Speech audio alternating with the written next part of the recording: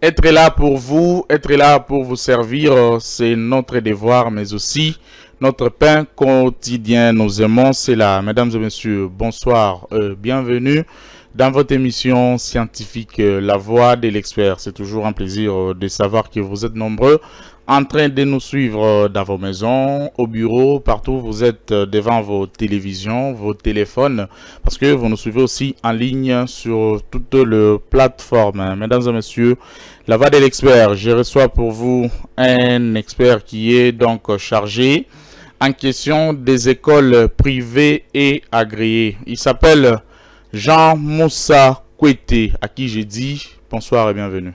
Bonsoir, monsieur le journaliste. Je pense que je n'ai pas omis quelque chose pendant la présentation de votre nom. C'est parfait. Avec vous, nous allons parler aujourd'hui de quelle est l'importance ou la particularité des écoles privées et agréées en République démocratique du Congo. Comme vous le savez, nous avons la gratuité de l'enseignement depuis quelques années. Nous allons essayer de poser quelques questions à cet expert qui est avec nous sur ce plateau, de savoir si c'était le moment idéal pour la gratuité de l'enseignement, parce que vous le savez, dans votre émission précédente ici, un monsieur qui était là, Serge, qui l'a donc procédé, qui évolue dans le même domaine avec Jean-Moussa Kouété, a essayé de répondre à ces questions. Aujourd'hui, lui aussi, qui est chargé des écoles privées et agréées, il va essayer de nous donner ses connaissances par rapport à ces sujets, allais-je dire. Alors, monsieur Jean-Moussa Kouété, école privée et agréée en République démocratique du Congo, c'est quoi l'importance? Merci beaucoup, messieurs les journalistes. Avant de répondre à la question, je m'en vais saluer d'abord tous qui nous suivent de partout où vous êtes téléspectateurs de cette précieuse émission qui nous a invités avec l'expert en question journalistique et puis qui est un journaliste d'investigation et de recherche qui a fait appel à nous pour pouvoir que nous puissions répondre à cette épineuse question. Et je sais que je m'appelle monsieur Jean-Moussa Kouété Nyimi. Je suis d'abord le président national des enseignants des écoles privées agréées et dans une association dénommée ANEPAC. ANEPAC signifie Association nationale des enseignants des écoles privées agréées. Les bons profils pour les sujets. Alors, l'importance et la particularité des écoles privées et agréées. Merci beaucoup. Avant de parler de l'importance, il faut d'abord connaître la source et puis la définition, et comme nous l'avons toujours étudié. Et les écoles privées remontent vers des années 1977. Après, c'est à Mbujimaï, l'école Bakwanga, si vous suivez l'historique. Et il y a eu vers 1980, toujours vers ces années-là, il y a eu la création de la SONEPA, la SONEPA qui est une association nationale de promoteurs des écoles privées agréées. Et chemin faisant, jusqu'à ce qu'en 2017, vous voyez même l'écart, donc c'est maintenant l'apparition des enseignants des écoles privées agréées. Et quand on parle d'une école privée agréée, c'est-à-dire ce n'est pas tombé du ciel, nous allons recourir dans les textes. Et d'abord, le premier texte, qui est le Vadmekum, oui, c'est justement la Constitution. Et l'article 43 de la Constitution qui consacre l'éducation aux enfants congolais. Vous comprenez? Et arrivé maintenant après, la Constitution étant une loi des lois, une loi des mâles, une loi fondamentale, oui, il a fallu maintenant ajouter des lois par rapport à, il y a des lois organiques. Et maintenant, en 2014, il y a une loi sur l'enseignement national, qu'on appelle la loi cadre sur l'enseignement national. Et cette loi consacre dans son article 43 toujours que celui qui a le monopole, qui a le pouvoir de créer une école, c'est toujours l'État. Maintenant, si vous allez dans l'article 21, c'est là où est né les écoles privées. C'est-à-dire, l'article 21 de cette loi prévoit le partenariat. Le partenariat, pourquoi? Parce que l'État étant une personne morale, et l'État parfois il a ses faiblesses, vous comprenez. Nous sommes dans un pays aujourd'hui qui compte 105 000 habitants, comme nous l'entendons parler par-ci par-là. Et puis, après les investigations de l'Institut des statistiques, on nous donne pas. Les uns parlent aussi de 120 millions d'habitants. Et quand vous regardez sur terrain, les écoles publiques ne sont pas nombreuses. Et ce sont les écoles privées qui sont nombreuses. Et ces écoles tirent son origine dans cet article 21, où l'État a ouvert une brèche à tout Congolais qui a la notion, qui a la maîtrise de l'éducation, pouvant créer une école. Et dans seulement les Congolais, pas les étrangers? Les étrangers, pas tellement, parce que d'abord le Congo appartient aux Congolais. Nous ne pouvons pas d'abord parler des étrangers. C'est dans cet article où on parle des partenariats. Donc il y a des partenaires. Les partenaires peuvent être des personnes physiques, des personnes morales. Vous avez des syndicats, vous avez des enseignants que nous sommes, vous avez des promoteurs, vous avez des églises aujourd'hui que vous voyez partout, vous voyez des conventions. Ce sont des partenaires. Parce qu'il n'y a que l'État qui a le monopole, selon l'article 43, mais l'article 21 ouvre maintenant une brèche et c'est là où est né les écoles privées. Et pourquoi les écoles privées sont nées? Vous avez dit, c'est là où tire l'importance de ces écoles-là. Parce que l'État étant pas incapable, le mot est très fort, mais insuffisant. Je peux parler de l'insuffisance des écoles privées et voilà pourquoi il a été poussé à tout Congolais de pouvoir créer ces écoles et nous en avons aussi aujourd'hui. Et je vous informe, monsieur le journaliste, que ces écoles ont au moins 80%, nous avons 80% des écoles sur toute l'étendue de la République et les 20% c'est seulement pour l'État. Donc c'est pourquoi les écoles privées sont tellement importantes et apportent beaucoup dans notre pays pour l'éducation aujourd'hui. C'est ce qu'on va voir au cours de cette émission. Les écoles privées sont tellement importantes et apportent beaucoup, a dit Jean-Moussa Koueti. À part l'importance, c'est quoi la particularité des écoles privées? Oui, la particularité, c'est toujours dans la loi cadre, et là on parle de la gestion. Les écoles privées sont gérées par l'État. Et les enseignants de ces écoles sont les enseignants qui gérés par la loi sur les carrières services de l'État.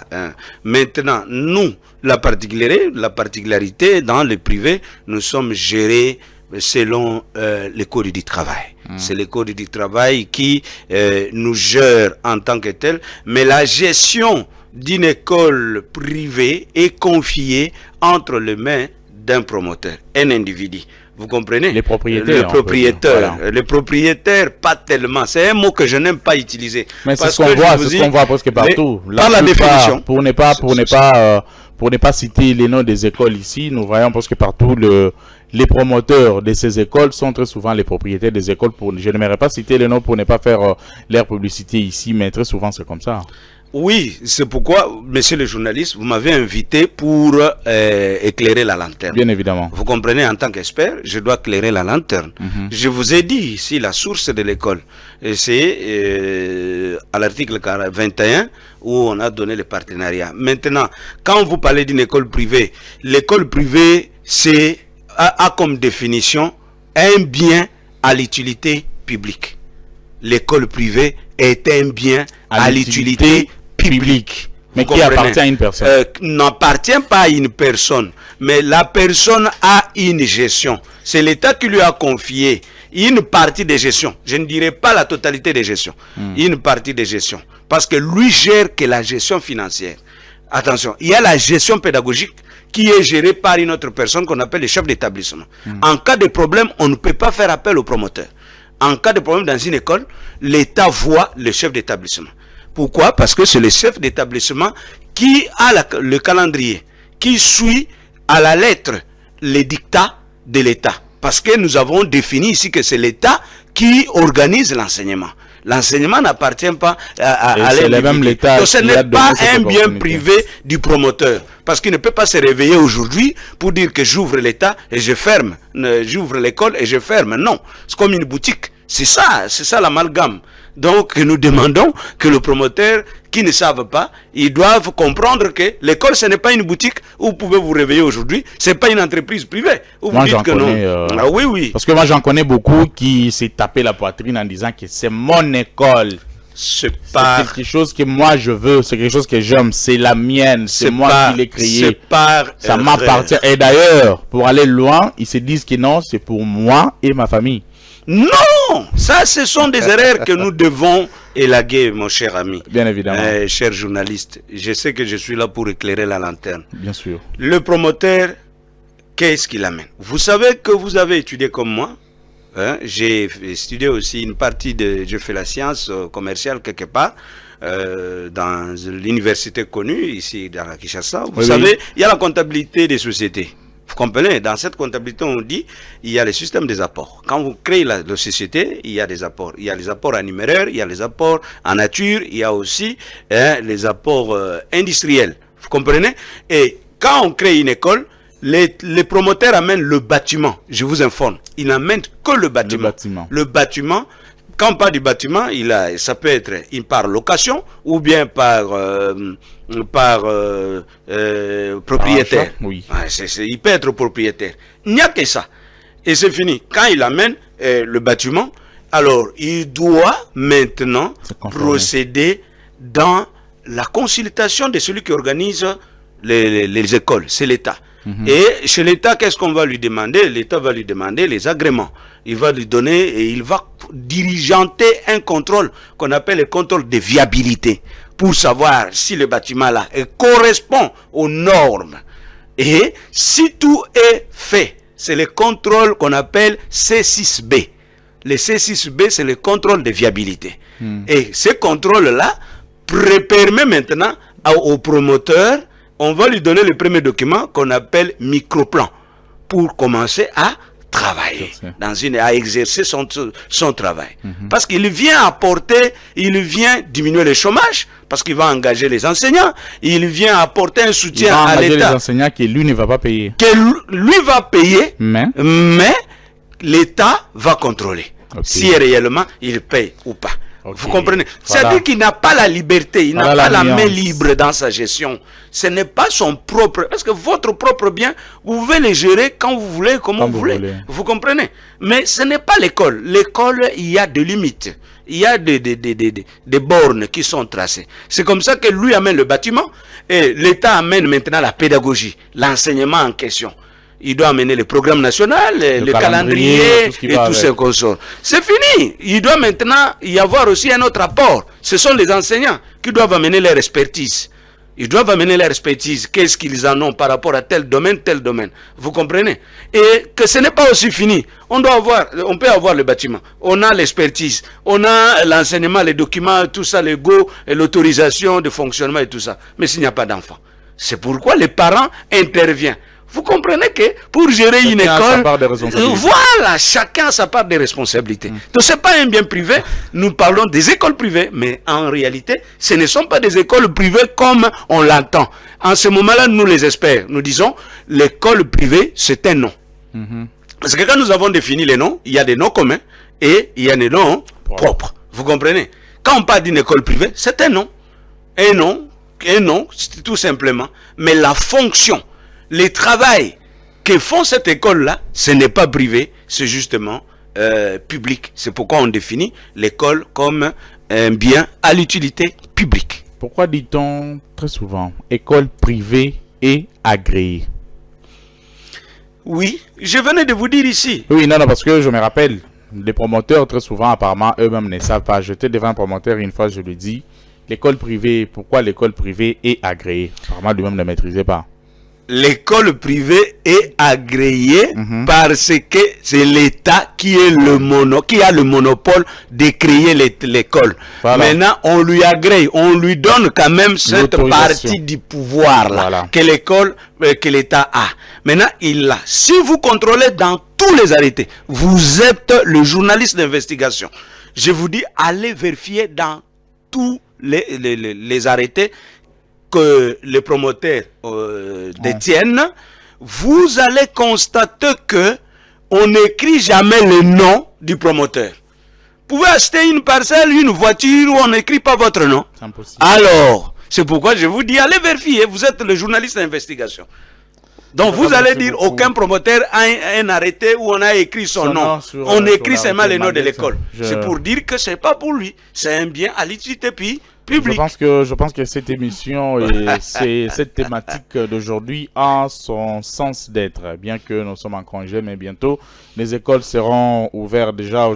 Bientôt c'est aussi la publication des résultats. Oui. Les promoteurs, les parents, les élèves aussi ont droit.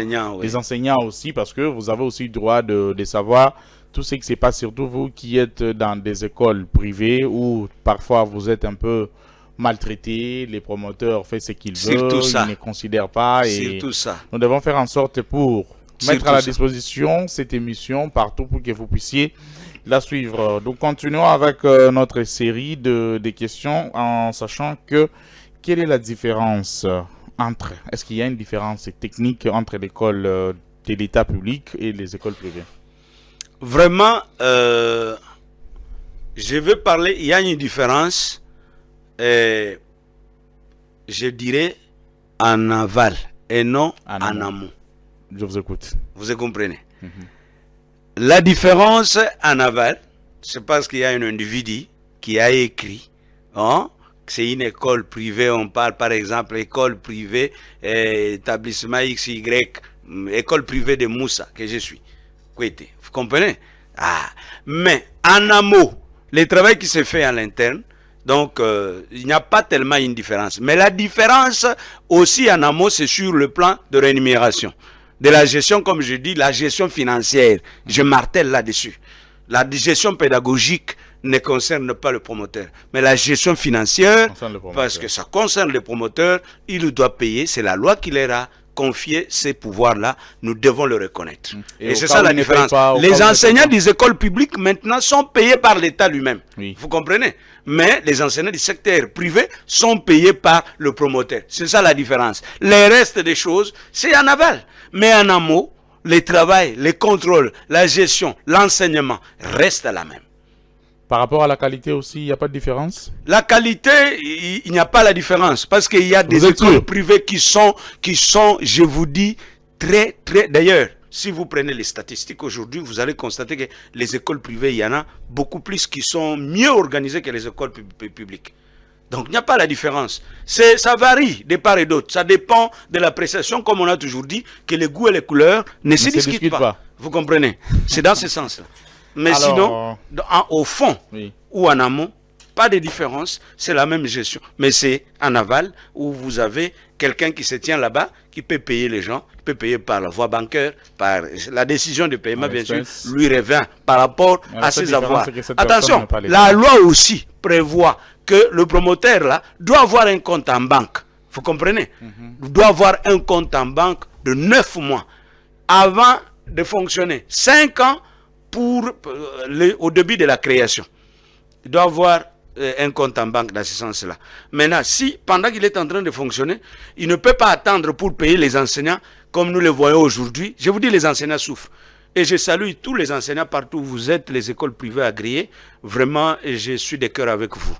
Vous avez fait un bon travail, mais vous êtes mal rémunérés. Je les connais. Continue de donner le meilleur d'eux-mêmes pour former nos enfants, nos frères et sœurs. Oui, mais on peut former, monsieur les journalistes, le ventre creux n'a point d'oreille. Bien sûr, ça on le sait. Là, la responsabilité revient au promoteur. Qui a la responsabilité? Certainement, voilà pourquoi. La charge de payer ces travailleurs. Voilà pourquoi nous sommes là, monsieur les journalistes. Et vous, je pense que vous avez aussi des syndicats qui vous permettent de réclamer, parce que les droits se réclament toujours. Toujours. Ça, c'est ça l'existence d'ailleurs de ma structure qu'on appelle ANEPAC. Oui, là nous y reviendrons vers la fin. Alors, on va parler un peu de la gratuité de l'enseignement. Oui. La gratuité de l'enseignement en République démocratique du Congo depuis que M. Félix entend tout ce qu'il dit, le président de la République, et que nous saluons avec beaucoup de respect. Quel est l'impact? Cette gratuité-là a de l'impact positif ou négatif dans l'enseignement congolais? D'abord, chapeau bas au président de la République et à tout le monde, tous les acteurs éducatifs. Nous avons, madame, aujourd'hui, le ministre d'État, ministre de l'Éducation nationale et Nouvelle Citoyenneté, que je salue, monsieur l'inspecteur général Odia, secrétaire général AI, monsieur Mathieu, Oui, et tout le monde. d'abord à la Et question. je suis en train de répondre à votre question pour dire chapeau bas à toutes ces autorités, à la Oui. dame première ministre que nous avons, pour avoir soutenu le chef de l'État et matérialiser cette idée salvatrice de la gratuité. Que nous sommes dans le privé, mais nous sommes en train de savourer. C'est une très bonne idée parce que d'abord, nous sommes Congolais, nos enfants aussi en profitent. Vos enfants étudient dans des écoles privées. Une petite parenthèse. Vos enfants étudient dans des écoles privées ou des écoles de l'État? Vraiment, ça dépend. La loi laisse la latitude à tout parent d'inscrire l'enfant là où il veut. Je peux être l'enseignant du privé, mais j'ai inscrit mon enfant dans la gratuité. Parce que le mot l'indique, la gratuité. Là où on me paye difficilement chez le promoteur, amener encore l'enfant, parfois divisé, et je préférerais prendre mon enfant, l'amener dans une école publique où il y a la gratuité. Pas toutes les écoles publiques, je suis expert. Vous comprenez? Oui. C'est les écoles publiques primaires, tout court. La maternelle, secondaire. Donc là, il y a des conseillers et les parents. Les parents, il y a la prise en charge. Il y a quelque chose qui est, mais pas la gratuité. La gratuité est uniquement pour les écoles primaires publiques. Bien sûr. Et si j'ai un enfant qui a atteint cet âge-là, évidemment, automatiquement, il part là-bas. Je dois l'envoyer. Là où on nous a oui, oui, certainement. C'est une petite question de curiosité. Oui, à la question dans le même chapitre, dans le même cadre. Je pense que cette question, je l'ai posée à votre prédécesseur ici, Serge Bondé, qui était là avec nous. Il y a beaucoup de personnes qui disent aujourd'hui que la gratuité de l'enseignement a été précipitée. Je sais que vous êtes enseignant à l'école privée et agréée, mais vos enfants, c'était la raison pour laquelle je vous ai posé la question de savoir si vos enfants étudient où? Dans des écoles privées ou des écoles publiques? Alors, il y a plusieurs personnes, très souvent des hommes politiques, qui disent que la gratuité de l'enseignement avait été précipitée. Vous, étant que parent d'abord, étant qu'expert dans ce domaine de l'éducation, mais aussi enseignant dans une école que nous ne pouvons pas citer les noms, dans une école privée, parce que c'est ce que vous êtes. Oui. Que pensez-vous?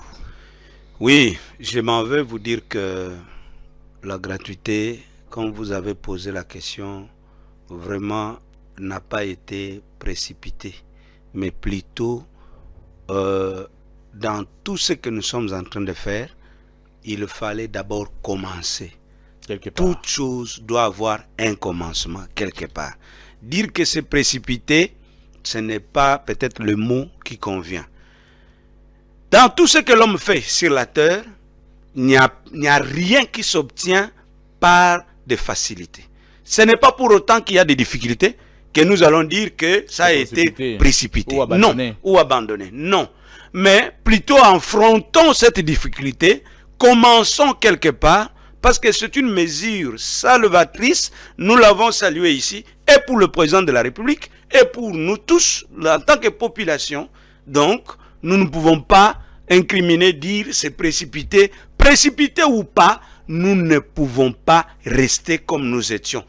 La prise en charge par les parents, non. Mais l'État qui... je vous ai dit ici, l'article 43 dit que celui qui a le pouvoir d'organiser l'enseignement, c'est l'État. Et quand l'État la prend en charge, à quoi ça devient une précipitation? Parce qu'il n'y a que lui. Comment quelqu'un peut être l'auteur et ne pas être l'auteur à 100%? Vous comprenez? Donc, quand l'État prend en charge l'enseignement pour payer, pour commencer cette gratuité-là, parce que l'État, c'est le meilleur patron du monde, le meilleur boss du monde, il a beaucoup de moyens. Pourquoi nous devons dire que c'est précipité? Donc, je vous ai dit que ce n'est pas précipité, mais c'est plutôt... il fallait commencer quelque part. Ce n'est pas pour autant que nous avons des difficultés que nous allons qualifier. Affrontons. L'homme est celui qui affronte les difficultés. Vous ne pouvez pas, si vous avez peur de difficultés, parce que c'est difficile, abandonnons, retournons, mais nous n'allons pas avancer. Il y a des pays aujourd'hui dans le monde entier qui font étudier leurs enfants gratuitement. Pourquoi pas nous, le pays qui est appelé Eldorado d'Afrique? Nous avons beaucoup de richesses. Alors, ce n'est pas pour dire que, monsieur le journaliste, donc, je dirais que ceux qui disent que c'est précipité, Donc, ils doivent revoir. Ils doivent revoir cette manière de faire les choses, comprendre que il faut affronter. Et depuis que la gratuité a commencé, on affronte, et je vous dis haut et fort qu'il y a quand même des signes positifs. Donc, on ne peut pas tout dire que c'est faux, aussi longtemps que celui qui déclare faux là, ses enfants étudient dans la gratuité. Si ce n'est pas ses enfants, ses cousins, ses cousines, sa famille, vous comprenez? Oui. Donc, vous ne pouvez pas venir aujourd'hui, parce qu'il n'y a personne qui est seul dans le monde. Vous ne pouvez pas dire d'emblée que c'est mauvais, alors que de l'autre côté, il y a une famille, de votre famille, là, bien on sûr, fait une qui chose bénéficie. Ah oui, vous comprenez? Mais ma réponse quand même est claire. Je n'ai pas rejeté, mais je dis qu'il fallait commencer quelque part. Et nous avons déjà commencé. En chemin, nous avons déjà commencé, nous ne pouvons pas reculer. En espérant que demain sera plus meilleur qu'aujourd'hui. Oui, améliorons ce que nous constatons que ça ne va pas pour que notre pays continue à vivre dans les beaux et les bons moments. Merci. Toujours dans la gratuité de l'enseignement, par rapport à la qualité de l'enseignement, avant la gratuité et après la gratuité, ou pendant la gratuité maintenant, il y a une différence, parce qu'il semblerait que, bon, ce n'est pas moi je dis que après investigation, après analyse, il y a de ces personnes qui disent que la qualité a baissé, les enfants, tellement qu'il y avait plusieurs enfants qui n'étudiaient presque pas, aujourd'hui ils étudient, ils sont entassés dans de mauvaises conditions. Qu'est-ce que vous pouvez dire? Parce qu'on ne peut pas avoir une bonne formation en étant dans des conditions qui ne sont pas bonnes, dans des conditions précaires, pour dire aujourd'hui que nous allons étudier et devenir meilleurs, nous avons étudié et bien éduquer les enfants. Par rapport à ceux qui disent que la formation n'est plus la même, vous, étant qu'expert, parents aussi en même temps, je reviens sur ce que j'ai dit quand j'ai posé la question précédente. Qu'est-ce que vous pouvez dire? Je vous dis ceci. D'abord, il fallait mieux reformuler votre question. Quand vous dites la qualité de l'enseignement, aujourd'hui, a avancé, a reculé. Non, je n'ai pas, vous ne m'avez pas saisi. Je me répète, je dis ceci. Parlant de la qualité de l'enseignement. Oui. Est-ce que nous avons la même qualité après la gratuité, c'est-à-dire pendant la gratuité et avant la gratuité de l'enseignement? Parce qu'avant, ce n'était pas la gratuité, maintenant nous sommes dans la gratuité. Est-ce que la qualité est la même? C'est ce que je vous dis. Il fallait être précis dans votre question. Là, vous l'avez au moins compris. Dites, non, et je suis en train d'ajouter quelque chose.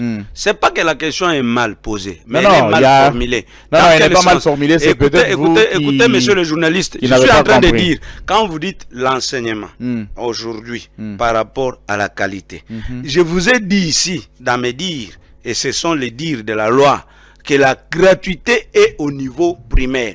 Il fallait me poser la question pour savoir si au niveau primaire, mais oui, la question que vous généralisez. Non, je parle de la gratuité. En parlant de la gratuité, je vais directement là où il y a la gratuité, là où c'est fait la gratuité de l'enseignement, c'est-à-dire c'est au niveau primaire. Bon, je suis du privé. Oui. Je vais vous répondre par rapport à moi. Je constate que les enfants qui étudient au niveau du privé bénéficient quand même une bonne éducation. Ceux qui étudient aussi dans la gratuité bénéficient aussi une bonne éducation. Là, il y a avancement ou pas, mais les choses se déroulent de la même façon. Pourquoi? C'est-à-dire, ici, quand vous parlez des conditions, c'est par rapport...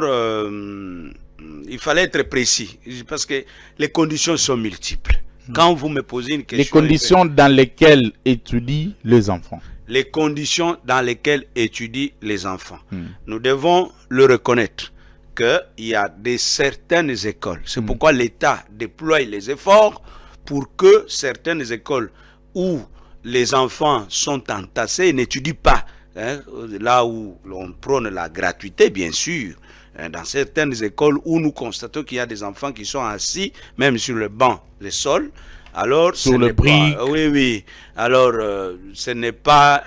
c'est pourquoi il y a les fonds de promotion qui, aujourd'hui, fait un effort de subventionner ces écoles avec des bancs à travers des directeurs provinciaux, à travers plusieurs services de partenaires, Alors, c'est pas qu'aujourd'hui, comme on a constaté ça, demain, ça sera ça.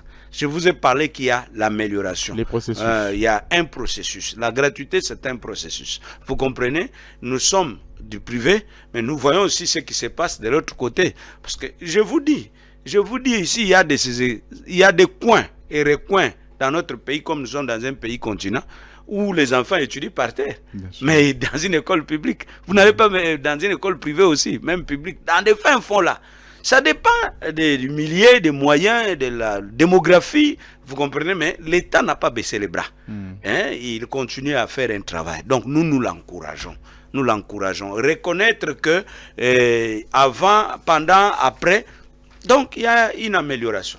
Il y a une amélioration, a-t-il souligné. Nous disons ici par cette occasion, merci à notre invité Jean Moussa Kouete. Je rappelle qu'il est expert ou chargé des questions des écoles privées et agréées. Il était avec nous sur ce plateau. Avec lui, nous avons discuté sur cette thématique qui est donc la particularité ou l'importance des écoles privées et agréées en République démocratique du Congo. C'est par ce point que nous mettons fin à cette émission, La Voix de l'expert. Merci à l'équipe technique qui nous a accompagnés, mais merci aussi à M. Jean Moussa parce qu'il a répondu à l'invitation. Oui, merci. Je dois quand même dire un dernier mot. Vous m'avez parlé je vous ai parlé de la NEPAC. La NEPAC, c'est une structure des enseignants des écoles privées agréées. Non, je prends la NEPAC en interview pour le journal. Oui, il n'y a pas de problème. Merci. D'accord.